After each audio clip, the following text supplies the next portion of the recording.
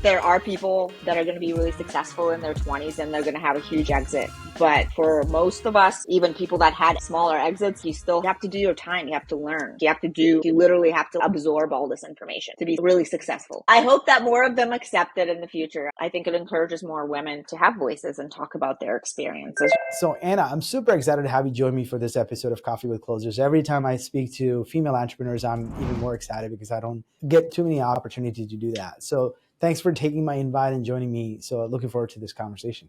Thank you so much for having me, Sam. So Excited about this as well. Most certainly. Every entrepreneur has an interesting story of how they overcame obstacles to become an entrepreneur. And I'm sure you have some very, very similar stories. You had multiple successful exits and you're building two companies you're building a third company and managing all of that while you're being a mom of two. So I'm sure you have a lot of interesting story. Can you share with our audience a little bit about your journey as an entrepreneur and how you got to where you are today? Yeah, sure. I guess I was always really entrepreneurial. I'm an immigrant, so we came here in like the 90s, and I remember from when I got my first Mac computer, I was really curious about the internet when it came out, and when eBay went online, I launched my store. I actually did some research and found a supplier who was making shoes, and then I figured out how to get them shipped and then sell them on eBay at age of 16. So that's when I first kind of saw how technology can really you can use technology to really build a business and make money. And I really got curious about that. I did still go to college and such, from which I dropped out to start my first company, which was very, very, very niched for women who were curious about baseball. And that got acquired when I was 25. I worked on that for a few years and I was actually burned out on it, to be honest, and ready to kind of to let it go. But then I got a phone call and there was actually a Japanese blog, like a really big publication that was very interested in acquiring it because we had so many users. We had like 500,000 users in our community. So that was kind of that's how I got into tech in the Valley. And then at the same time, I went back and got my degree because I just felt like that was important in business management. So I don't have a technical background, although I did build pretty much my first couple businesses by teaching myself, like the MySpace days when you're doing coding and stuff. And back then they didn't have boot camps. There was no, literally you had to figure it out. Like SEO, nobody knew what that was. It was just new, was coming online, right? I'm aging myself, but I've been around in tech for almost 20 years. So this was way back before all these, even machine learning was used in tech at all, right? You kind of had to teach yourself then. And that's kind of how it got me out there and got me a little bit of credibility, to which then I was able to raise money to start a couple other companies. And my last exit was in 2013, where we built, which was really kind of a different product. It was in funeral space. It was like a software, and it's still around, called Pasari. It's pretty much a management software to help people with the end of life process, and also connect with the funeral home and such. Very morbid, I know, but it did solve a problem. So we got acquired, and then after that, I got into the data science space by joining the founding team, Domino Data Lab, as their CMO, and then launching a data science salon and Formulator by after that, and all the other projects kind of that came after that. So it's been a long journey, but you learn a lot. So it's been really great. And I'm excited to continue on what I'm doing.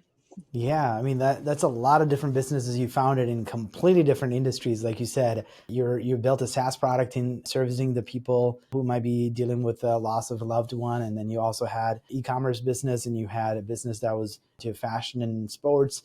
So many different type of businesses. It's not even that you're expanding your knowledge, and at the same time you're expanding your businesses in different verticals. So you've had a lot of lessons learned. Are there some setbacks that you could share, some of the failures that you've experienced as an entrepreneur?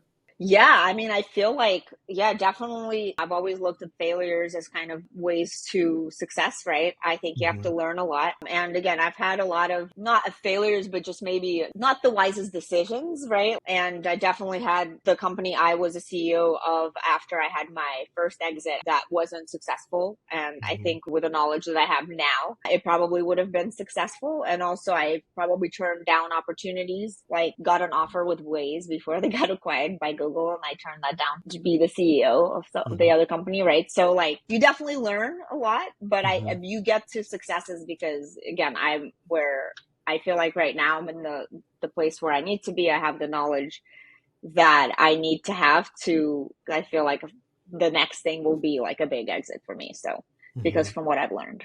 Yeah. So what kind of, how has your decision-making criteria changed over these years? Obviously, like you said, you passed on Waze as an opportunity to join that company to go build another company that didn't have a very successful end. So like, what is kind of your decision-making criteria when it comes to opportunities that might be in front of you? Yeah, I mean, I feel like now it's definitely, I wouldn't care about a title or anything like that. I would look at more of the business model and who the investors are and stuff like that. But back then I didn't really know, like, I didn't have that knowledge, right? Like, I didn't really have the mentors yet that I have now, or just basically knowing what to look for, right? So again, I was in my 20s, right? And I think that's some of that knowledge. Again, some people might be lucky to have mentors really, really early and people to tell them exactly how to make those decisions. But I feel like sometimes you don't know that. And I have that knowledge now to make much better decisions, right? So. So what are some of those things, the indicators that you look at possible opportunity, especially if it's like a business opportunity? Like you said, do they have the right backing in terms of finances, and do they have the right team? What are some things that may not be tangibles, but really makes it or breaks it? Yeah, I mean, for me, it's always you have to have a product market fit. You have to solve a problem for a specific user demographic community. So basically, that's some of the most important criteria. And what is that problem? How competitive is the market? Like what's going on in the market? What does the team look like? What does your co-founder look like? What is the background? Can they build something, right? So I feel like there's a lot of different things. I would feel like probably around 100 different things that you would look at closely before jumping into something, or, because again, I feel like if you have done it before, you would do your due diligence in. Yeah, I mean, obviously, just an idea alone isn't sufficient to jump on. Yeah. You can have somebody with a great visionary mindset and great charisma to attract people, but that doesn't guarantee success. You need to have the right team structure behind it. I even heard if they don't have like a really good engineering team these days, because the speed to execution is also important. A lot of times they outsource the development side of it, and that can be, that could be a detriment to your success as well. So obviously, you're building two companies like we touched on, and you also a mom of two. So all of that actually means there's a lot of balancing acts you're doing today. And especially if you're running a business with events, which I think is even more orchestrating a lot of things, right? Coordinating events, venues, speakers, I'm sure, getting attendees, all of that is even more complicated than just any sort of business that you might run. So how are you able to balance all of this and still be able to have sanity? Yeah, it's just really, I feel like sometimes the busier you are, the more you can get done, believe it or not. So I feel like after having kids, I kind of became more efficient, and I'm actually getting, I mean, it's crazy, right? But it's just getting a lot more. You really have to schedule things and you really have to get them done. You can't, I feel like if you have a little bit more flexibility, then you might put stuff behind or procrastinate on it. But if you need to get stuff done, you will get it done. So I feel like that's kind of where I am now. And it just takes a lot of, priorities, coordination, scheduling, and also having a great team. I have a team. I don't do any of those things that you mentioned, myself. So I am really grateful to have a really good team behind me who help make those things possible. And, it's a lot that goes behind the scenes to, not only do the event, like the logistics, but also like continuously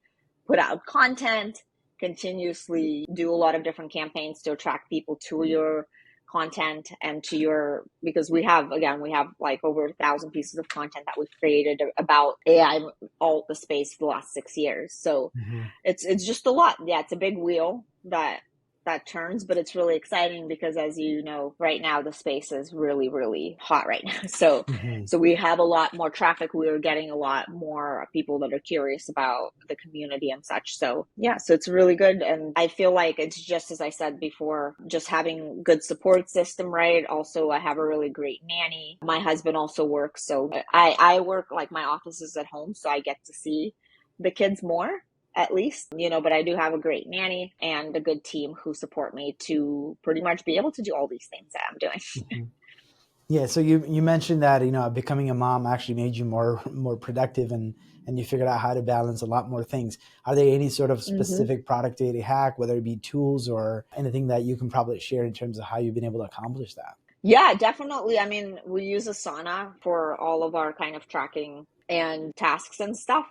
But again, as for me, it's really scheduling and using, I have, using ChatGPT to have some prompts set up for me so I could get some of those things done automatically, some of the scheduling that I have and some of the content that I have to create. And I think for me, it's really the scheduling that is what has to be perfect Hmm. to make everything work really well. And that, again, there's several tools. Like we use a bunch of different, I would say, like between the ChatGPT, Zapier, HubSpot, it's a few different things that I use to kind of be very efficient. I used to have an assistant, but I don't have that anymore because I feel like I don't really need that because of all these tools, Hmm. because they could just do stuff for you. If you forget something, a son actually will schedule it for you. So if you actually put a little bit of like decision data science a little bit behind there, you can actually do that, and it'll remind you and schedule stuff for you. A little hack. So yeah, so there's a lot of tools that you can use to make yourself a lot more efficient and productive.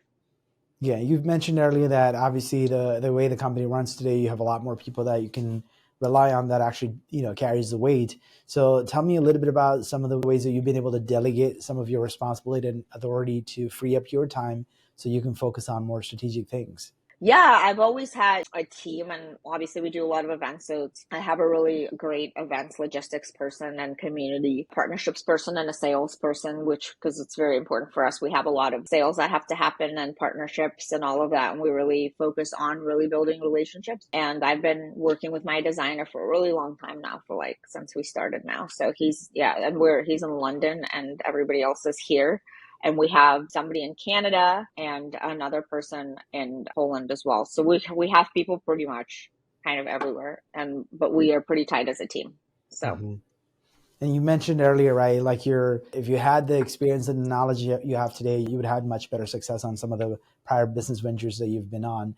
And obviously, you said you also have mentors and other people that can coach you and consult you on things. So, what are other things that you're doing to build your personal development and also to continue to help you grow as an entrepreneur? yeah, I guess it is really hard to do that, all of those things, along as being a mom and stuff. But I am, again, as you can imagine, I am involved in a lot of our events and such, and I actually have my own show where I interview data science professionals every other week.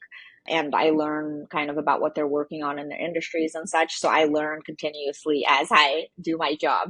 Hmm. And that's how I grow. And that's one of the reasons, like, this is honestly the longest job I've ever had. Like, because if you look at my LinkedIn, all the projects that I've done are around like 2 to 3 years. And that's kind of the way I liked them before. You just go in and you do the thing and then you exit, right? Kind of Hmm. just have your thing. But this, I've definitely really enjoyed this because it's a different model. It's like a slower growth, right? But it's really just more interesting, more rewarding, right? And then at the long run, it's going to be more valuable because it's really community and people mean something to people, right? Versus just like something they will use once or forget about it, right?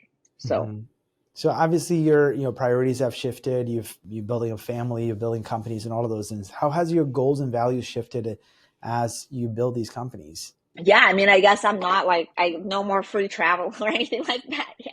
Just those kind of things like you can't do anymore. Mhm. Not, I'm not saying I'm not having, again, Miami's a great city to live in because there's always, again, I'm always invited to so many amazing events and things and feel so grateful. So I never feel like I'm not like doing things. So I feel Mhm. like living here actually is good for entrepreneurs. I know some people say the opposite. They say that people get distracted, but I think it's good because you're so busy with your hustle in front of the screen all the time that to do those things like actually makes you a happier, like more balanced person. So, and I feel like that is really important, especially if you are so busy, right? Yeah. Obviously, you've mentioned about the one business that actually did not succeed. And are there any decisions that you regret in your career? You said you've been in the technology space for almost 20 years. You've built now 6 or 7 businesses, right? Are there any sort of decisions that you feel like you regret, other than the fact that you passed on the Waze opportunity? Yeah, I feel like there's just, I mean, some decisions I feel like it's just being like not really having enough knowledge really about what the industry was and like what the product was about. I feel like, and also during that time, it was definitely much different, and there was a lot more discrimination against like female founders, and it was much harder to go raise money. And I feel like it was just really like a different environment. So, I mean, even though I'm not saying that's why the company failed, I just feel like it was not like as friendly for women to succeed back then. Really, like there Mhm. was not as much help as there is now. I feel like, maybe it is because I have a lot more under my belt now, but back then it was definitely much harder to get the partnerships, relationships going and such. So I mean, I kind of learned that maybe that comes with your time. You kind of have to do your time sometimes, right? I Mhm. feel like there are people that are going to be really successful in their 20s and they're going to have a huge exit. But I feel like for most of us, even people that had exits, smaller exits, like you still have to do your time. You have to learn, right? You have to do, like, you Mhm. literally have to absorb all this information to be Yeah. really successful. Yeah, Genevieve Fears. I don't know if you know her. Sitter City. You probably heard of it. Obviously, if you had to ever look for babysitters or Yeah. things like that, you probably seen Sitter City. She kind of shared the same story when I interviewed her a while back, and she said, as a female entrepreneur, when she was trying to raise funds, they often said, like, this is a tech industry. You're trying to build a website and this sort of a business model. Go do something else. And they weren't willing to give her any funds. And I think she had like 10 different rejections before she actually had someone believe in her and gave money to build that company. And she did have a very successful exit. But I think you were right. I think it was early 2000s when she was building that company. And all those days, there weren't that many female tech founders. I think that was kind of the Thank philosophy you. of business. Like, hey, most of those guys, and kind of similar to what I was saying, even when I reach out to female entrepreneurs to even be on guest, and they usually gladly reject my my invitation. So Well, so I hope that more of them accept it in the future. I think it's great to, give more, like, I think it encourages more women to have voices and talk about their experiences, right? But yeah, it was yeah. very tough. I mean, I remember I had my co-founder for Passari. We were going to raise money, and like a lot of the time they wouldn't even talk to me. They would just talk to him. He was a guy. Hmm. Like that's like how, like, it was really that intense. It was not encouraging, right? Like, Hmm. so, but now, I'm fundraising again right now, and it's such a different experience. It has changed. I hope that it's changed. I hope it's not just because I have such more like a deeper background, but Hmm. I think it probably has changed. Hopefully it's a balance of both, right? So Hmm. So obviously, you have these two primary businesses, the Formulated By, and then also this event business, right? The Data Science Salon. So you have enterprise customers, and those are very large organizations that you're able to acquire as customers. And obviously, you've been at it for 6+ years. So what were some of the strategies that you employ to get in front of those sort of organizations? yeah, I feel like it's really just creating really great content and attracting the community. Hmm. And that is really what attracts those enterprise customers to really notice you, because they really want to reach those people to use Hmm. their products, right? So and if we were able to figure out, then we could really help them connect to them as well. So it was really, first of all, starting with producing really great targeted content for the community, who are really technical, like data scientists, machine learning engineers, and those folks. Hmm. And then once we had some of that and it was really doing well, and people really loved what we were doing, then, we were able to attract those big companies and such. And they Hmm. wanted us to help them build those communities, or like their own kind of events and things like that. So, Hmm. and then when COVID hit, we thought we were going to go, like, that was another time that I thought, hey, maybe we're going to go out of business. But it actually was the opposite. We were able to, like, that was like the most revenue we made because we launched all the digital programs. I would say we're more of a media company in the AI space, because we produce a lot of webinars, and we have a podcast, trainings, a lot of virtual things, so, Hmm. and we have like almost 100,000 subscribers to our newsletter. So it's all, and that all really, the COVID thing kind of gave it a boost, right? Because people like were really looking for content, and we had so much of it already. So that really helped us. And really, we're also building a co-working space that's going to be attached to Data Science Salon here in Miami. So I'm really excited about that too. And that's Hmm. kind of coming up next year. And that's going to be really focused on the AI, again, ecosystem and having people there in person on top of like the virtual part of it. And if it goes well in Miami, then we'll take it to like other markets, which we're really, Austin is another one that we're really big in. So probably go there as well with a kind of Mm-hmm. a physical location. So you obviously have a lot of different businesses and so many, different types of businesses. Where are you coming up with these ideas? Seems like, a lot of people cannot even get things off the ground. Not only you have ideas, but you're also getting them off the ground, building them, and obviously having successful exits as well. Are you just this idea machine? What is this?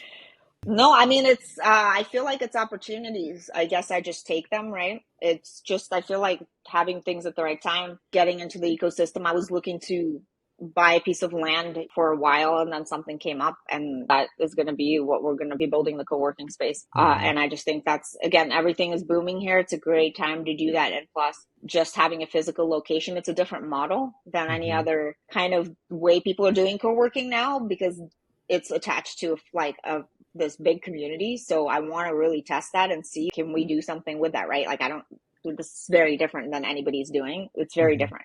So yeah, and my husband is a chef, so he's going to have a restaurant, which is going to be part of that. And it's going to pretty much supply food for the whole space. So yeah, and I think, again, I feel like it's just taking the opportunities, right? And going for it. And then the startup that I'm working on, again, my co-founder, he's quite successful in his career and he came to me to do something, to wanted to start something. I feel like you can't say no. Mm-hmm. I feel like it's just something like, again, I take it now, as I told you, I'm more picky because I have had a lot of opportunities and things. So I feel like now I'm getting opportunities that I am pursuing. Mm-hmm. Right. Like I have gotten things and people have come to me with ideas, but it wasn't the right time. I think it has to be alignment, right? I believe in that. Like it has to be the right time for you to do those things. Mm-hmm. It's not like, I mean, I have a lot more ideas, right? But I can't do everything. You have to really pick what you can do successfully, having the right partners and team. And as I said, I have a team. I could use my team for whatever like we're doing, right? Because we have revenue coming in. So we could execute a lot of different things. So I think again, that's a very special setup. Not Mm-hmm. everybody has like a marketing team in their back pocket, which I feel like really grateful to have that. Right. Mm-hmm. So we Yeah. can build, like we could build the product if we want. So, and Mm-hmm. we could try it, we could get beta customers. We could try it, see if it works. And if it doesn't, we could pivot and do something different. Yeah, it seems like you have the audience too, right? You have the captivator audience that you can actually go to market and quickly have some customer base. But like you said earlier, right, the biggest lessons a lot of entrepreneurs say is, they dabble in too many things and they never succeed in any one thing, right? But in your case, you seem to have multiple things going at the same time and do so very successfully. But what advice would you give entrepreneurs that have the, what do you call, the shiny object syndrome, and they're just chasing too many things, in terms of how do you prioritize and focus and figuring out where should you spend your energy? So that's a great question. I feel like again I'm old.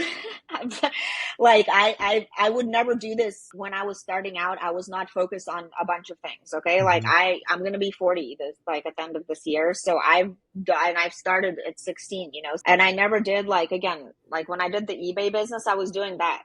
Like when I did my baseball thing, I was doing that. I was focused on one thing. Right Mm-hmm. now, I'm at a point where I have a system. I have playbooks for things, right? So I could just put things in and we could try, like, do you know what I mean? Like we could put things out.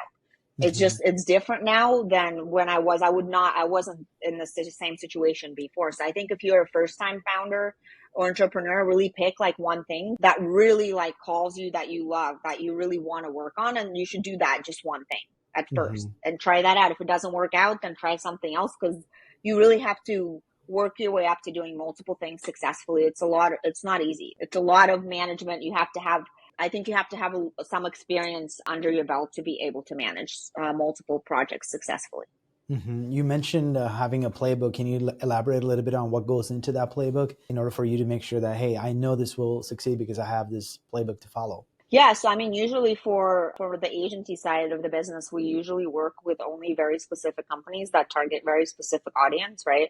So we know exactly what works because we have data that backs up specific, like literally what worked for your audience and what didn't work. So we can really help you with the content and things like that and campaigns that are going to be successful. So it's very, it's very niched. So I feel like, yeah, I guess that would be one of the examples.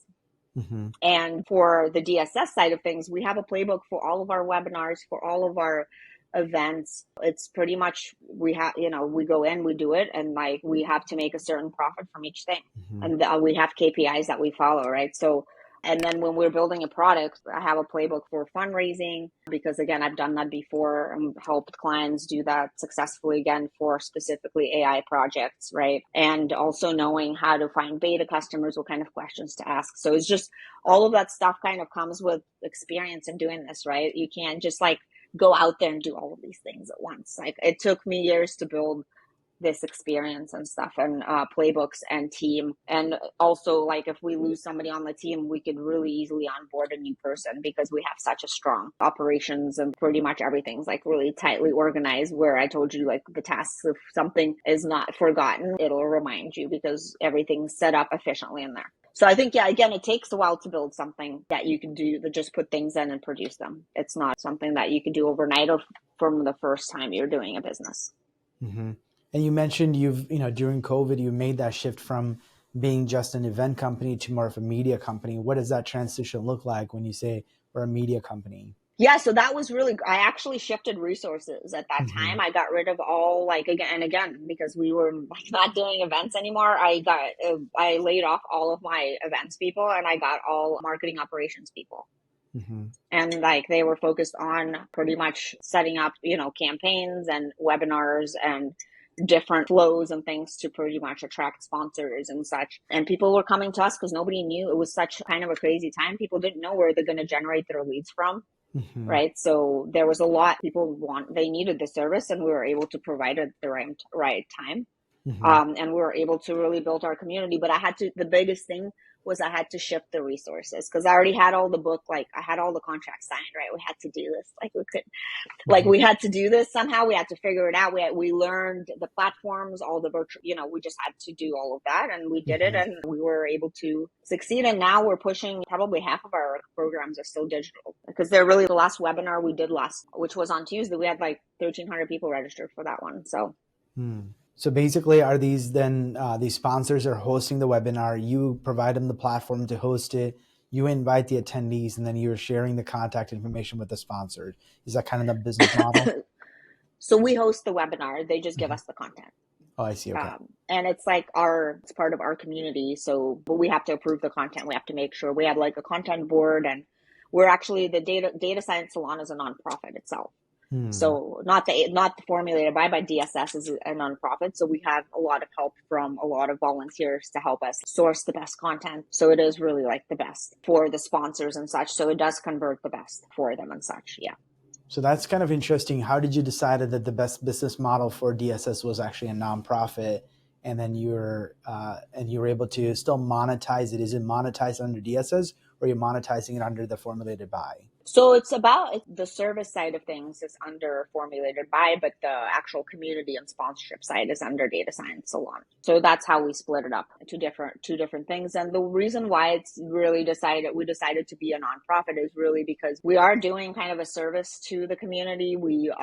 My mission was, and I think you said you liked it, that we wanted to diversify the space. We wanted to, diversify the bias, get rid of the bias and algorithms. So we are really like, it should be a nonprofit. Everybody was telling me like, why is it not a nonprofit? You know what I mean? Mm-hmm. So I feel like it's kind of the best path for that side of the business. So we could really provide a lot of free content, even though we do charge for our tickets and such and sponsors. But Mm-hmm. again, it's a lot of free educational community building kind of what we do. So. Mm-hmm. Yeah, so I didn't understand the business models. Thanks for clarifying that. So obviously you've had a lot of success here. You learned a lot. Knowing what you know today, what advice would you give your younger self? Gosh, I think like patience, that's like a big thing for me because I was very kind of not patient and I feel like, yeah, that making really quick decisions and stuff on things. Mm-hmm. And now, especially being in Miami, things take a long time here. Everything takes much longer. And and with kids, you learn how to be much more patient. So I feel like I would tell my younger self to do that. But again, I also believe that we are meant to kind of be where we are today, right? So we wouldn't really want to change too much of what we did in the past because then you wouldn't be really like where you are today. So that's Mm-hmm. kind of my big belief as well. So everything is a lesson. Hmm. So, That was kind of my follow-up question. Would you do anything differently if you had to do it all over again? no, that's would be my answers because yeah, then I wouldn't really be like in the spot that I am now today. Hmm. That's awesome to hear. Well, Anna, I certainly enjoyed our conversation. Thank you for joining me today and sharing some of your life lesson and wisdom with my audience. Thank you so much for having me, Sam. It was really great to talk to you. Awesome. This episode of Coffee with Closers is brought to you by One IMS, a leading digital marketing agency helping businesses win new customers. To request a free marketing ROI audit, please visit oneims.com. If you enjoyed this video, please share it. To make sure you never miss an episode, please subscribe.